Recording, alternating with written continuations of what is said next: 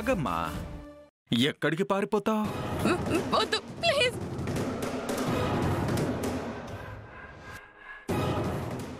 నీకు దండం పెడతాను, నన్నేం చేయకు. నువ్వు ఎంత గింజుకున్నా వదిలే ప్రసక్తే లేదు. రా సరస్వతి. ప్లీజ్, నీకు దండం పెడతాను, నన్నేం చేయకు.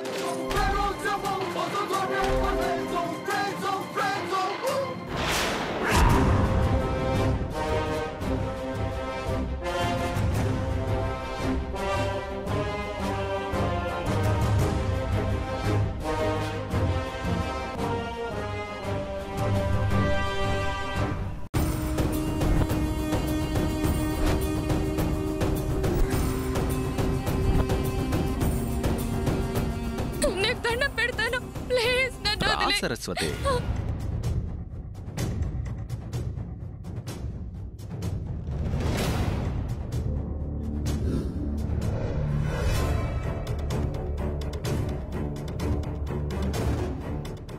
రమ్మన్నానా? నన్ను వదిలే, ప్లీజ్ వదిలే.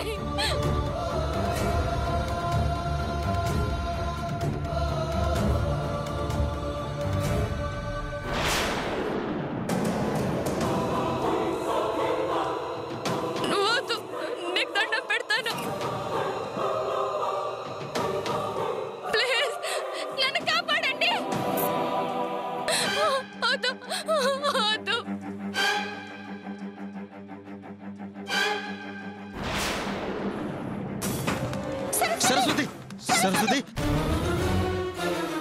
సరస్వతి, సరస్వతి, రా, ఆలస్యం చేయకూడదు.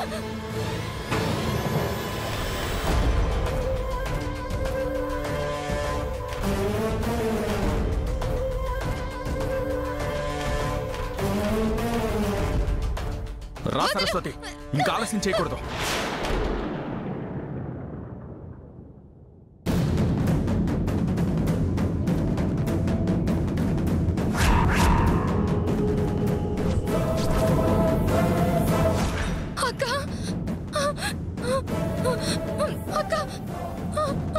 సీతా, నీ తెలివికి నా జోహార్లు.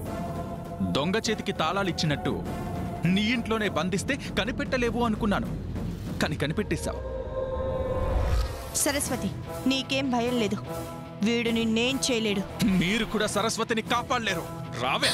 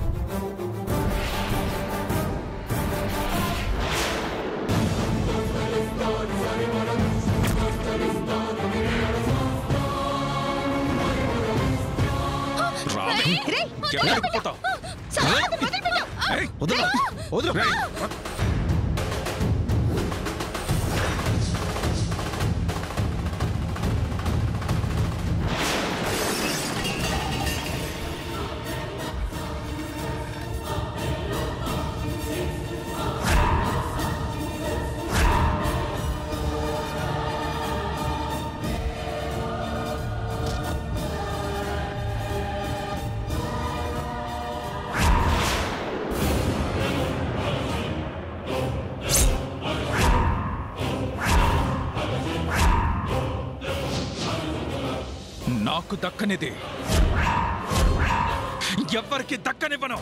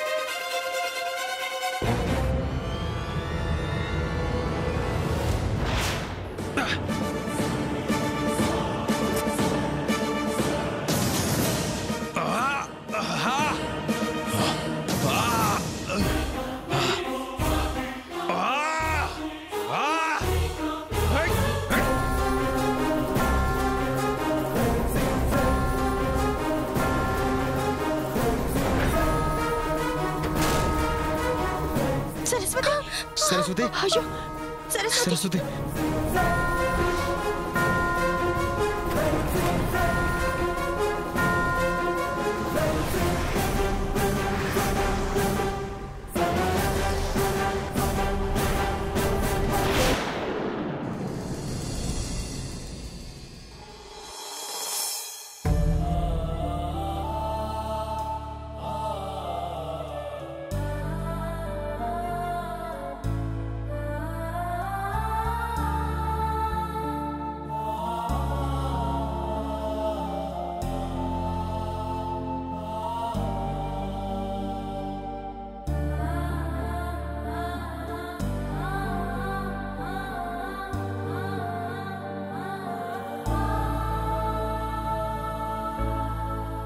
నీకు అసలు బుద్ధి ఉందా సరస్వతి?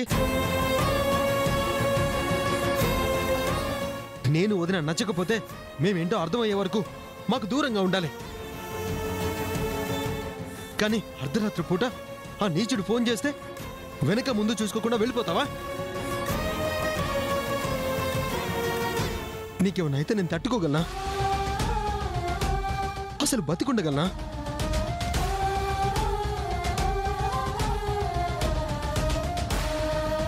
నువ్వు నా ప్రాణం సరస్వతి.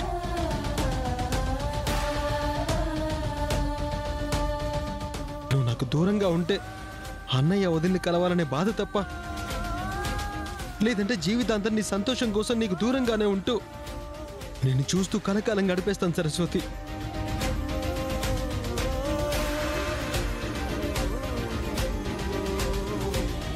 నీ కంటి నుంచి ఒక చిన్న కన్నీటి చుక్కొస్తే నా ప్రాణం విలవిల్లాడిపోతుంది సరస్వతి.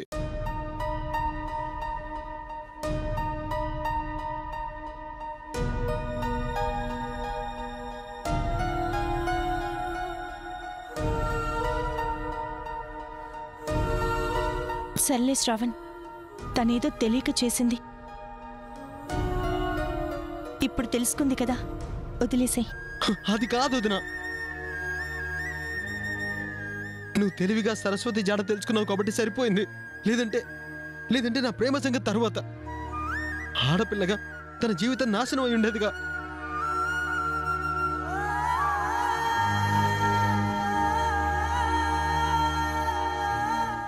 సరస్వతి, నీకిలా అయిందన్న ఆవేదనలో శ్రావణ్ అలా మాట్లాడుతున్నాడు.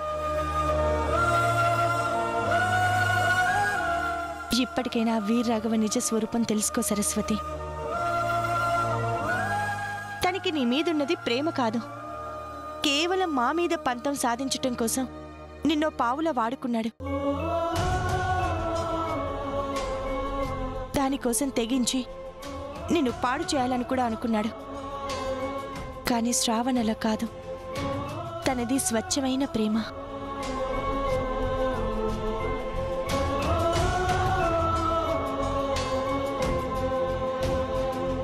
అందుకే నీ పర్మిషన్ లేకుండా, నీకిష్టం లేకుండా నిన్ను టచ్ కూడా చేయలేదు.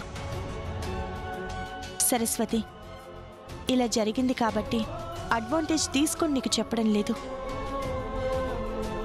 నీ జీవితం బాగుండాలని చెప్తున్నాను.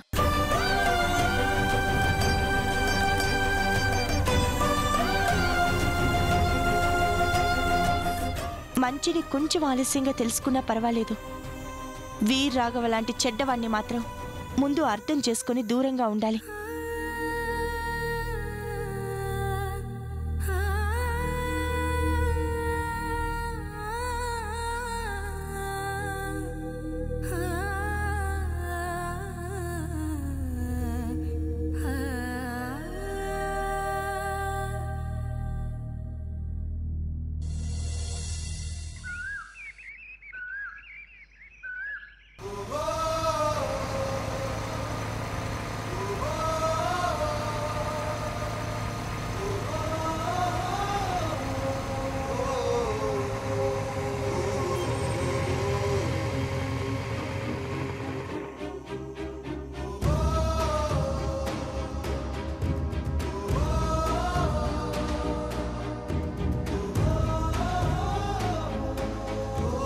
హాయ్ గారు, సరస్వతమ్మ గారు వచ్చారు.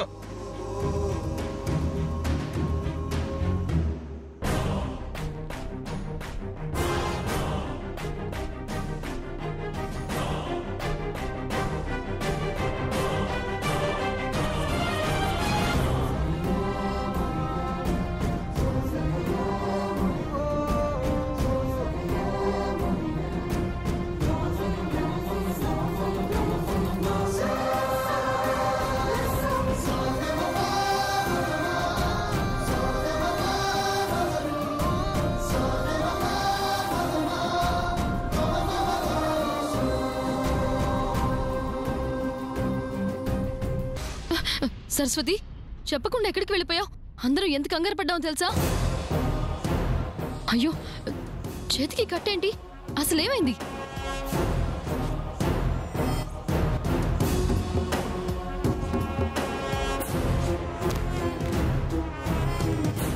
నాని, నిన్న అనవసరంగా నోరు పారేసుకున్న వాళ్ళకి చెప్పు.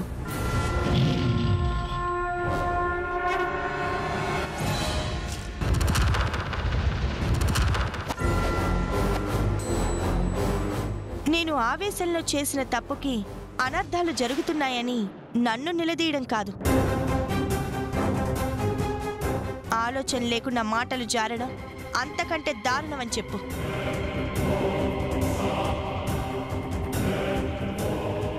నింద చేసే గాయం ఎప్పటికీ మాసిపోదు. కొంచెం ఆచితూచి మాట్లాడమని చెప్పు.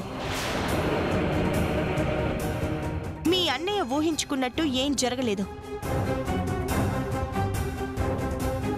వీర్ రాఘవ సరస్వతిని కిడ్నాప్ చేసి తన జీవితాన్ని నాశనం చేయాలని చూస్తే కాపాడి తీసుకొచ్చామని చెప్పు.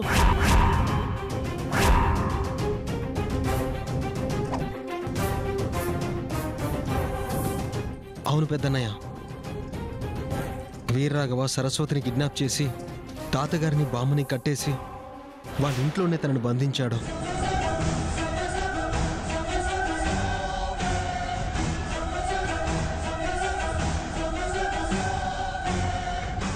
వదిన తెలివిగా ఆ విషయం తెలుసుకుంది కాబట్టి సరిపోయింది. మేము వెళ్ళడం కొంచెం ఆలస్యమైనా వాడి చేతిలో సరస్వతి జీవితం సర్వనాశనం అయిపోయి ఉండేది.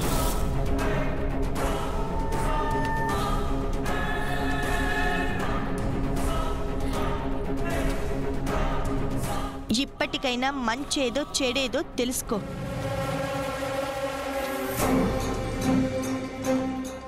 తీయని మాటలు చెప్పే వాళ్ళని నమ్మితే జీవితంలో చేదు మిగులుతుంది. కఠినంగా ఉండేవాళ్ళు ఎందుకలా చేశారో అర్థం చేసుకుంటే భవిష్యత్తు బాగుంటుంది. ఇప్పటికైనా ఎవరు ఎలాంటి వారో తెలుసుకుంటే మంచిది.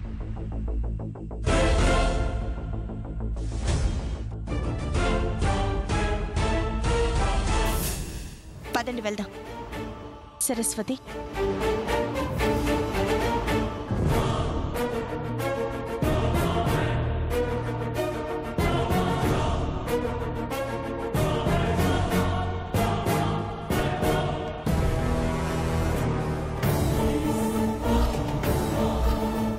ఈ వీర్రాఘవ గాడి ఆవేశం నేను చేయాలనుకున్న పనులకు అడ్డు తగిలేలా ఉంది. ఏదొకటి చేయాలి.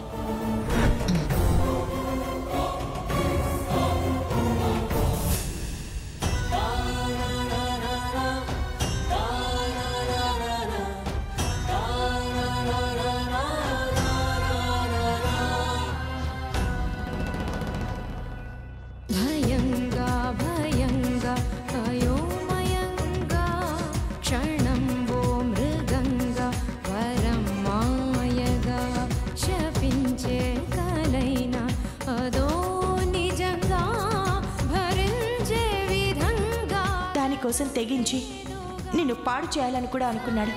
కానీ శ్రావణ్ అలా కాదు. తనది స్వచ్ఛమైన ప్రేమ.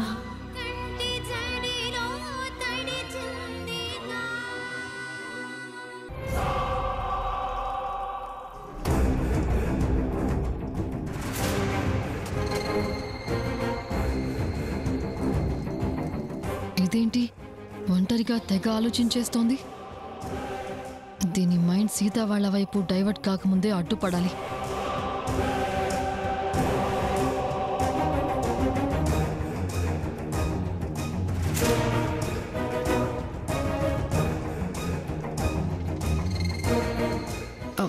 ఒంటరిగా ఏం ఆలోచిస్తున్నావు సరస్వతి?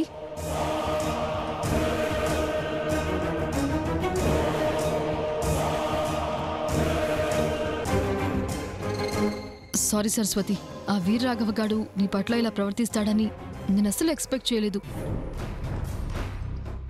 వాడి మాటలకి మోసపోయి నిజంగానే నిన్ను ప్రేమిస్తున్నాడు అనుకున్నాను. కానీ వాడిలాంటి వెధవ అని తెలిస్తే నేను అస్సలు సపోర్ట్ చేసేదాన్ని కాదు. ఇందులో నా తప్పు కూడా ఉంది. నన్ను క్షమించు సరస్వతి. నా తలరాత ఎలా ఉంటే నువ్వేం చేస్తావులే దాక్షాయిని.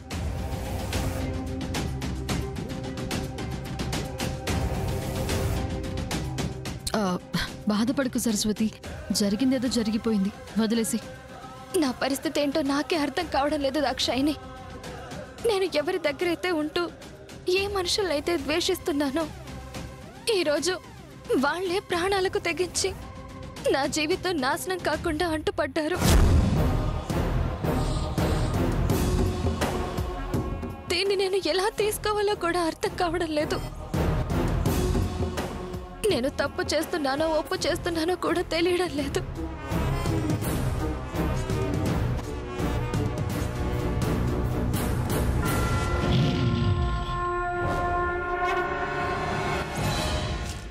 దీనికి మళ్ళీ కన్ఫ్యూజన్ మొదలైంది. సీత వాళ్ళు కాపాడారని మైండ్లో పెట్టుకొని ఇది శ్రవణ్కి దగ్గరైంది అంటే అందరూ కలిసిపోతారు. దీని మైండ్ సెట్ మారకుండా జాగ్రత్త పడాలి.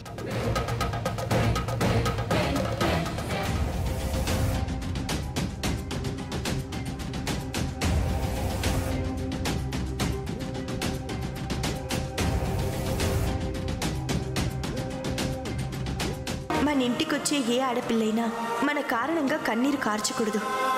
వచ్చే ఆడది సంతోషంగా ఉంటేనే నీకు మన ఇంటికి మంచి జరుగుతుంది.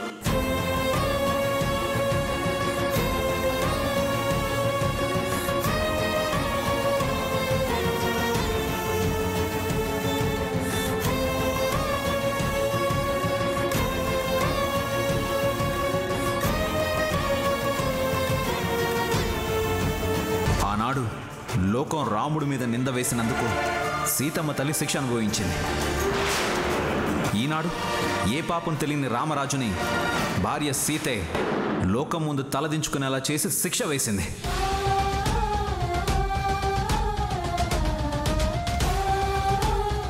సీతదిన వల్లే ఇంట్లో గొడవలంట, పెద్దదిన వల్లే మనం విడిపోతామంట. అవునరా అన్నాను.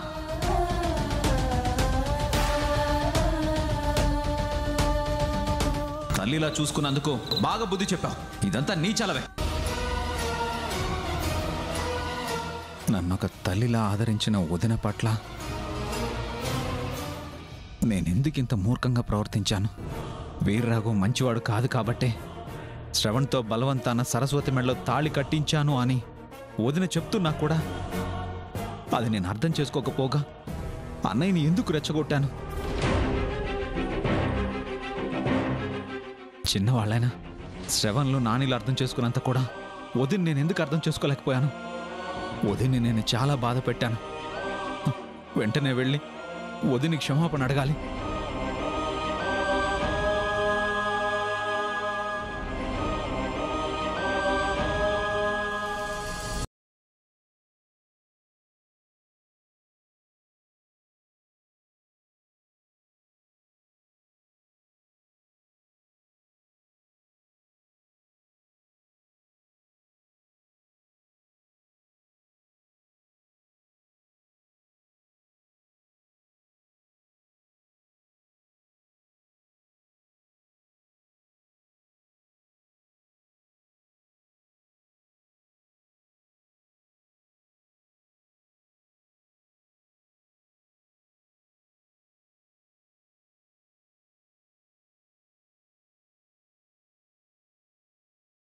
రాక్షసుడి నుంచి ఒక ఆడపిల్ల జీవితం నాశనం కాకుండా నువ్వు కాపాడి తీసుకొచ్చినా కూడా ఏ చలనం లేకుండా మౌనంగా ఉన్నాడేంటి?